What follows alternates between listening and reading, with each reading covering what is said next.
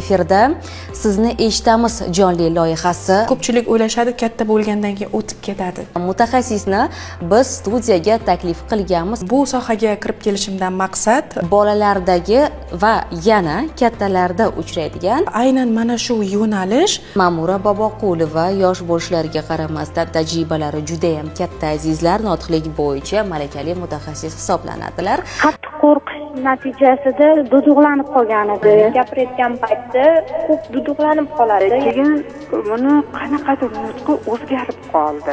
Tajriba olib borishga qaror qildim. Ularning natijalarini ham ijtimoiy tarmoqqa joylaganimdan so'ng esa ko'p takliflar bo'la boshladi.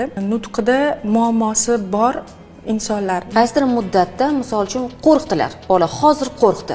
Hayajonlanib qo'rqib nutqini 2 baravar qiyinlashtirib qo'yadi. Ham jismoniy, ham hissiy jihatlama bir-biriga bog'liqli narsa. Butun umrga nutq garantiyasini hech kim bermaydi. Farzandlarimda mana shunday kamchiliklar ro'y bermasligi uchun oldindan nimalarga e'tibor berishim kerak, nimalar qilishim kerak? 22 yoshgacha tovushini ayta olmaslik, odamlar orasida bemalol muloqot qilish uchun, sahnalarga chiqib erkin so'zlash uchun har doim tanamizni boshqarishimiz kerak, ongimiz orqali ishonchni oshirishimiz kerak.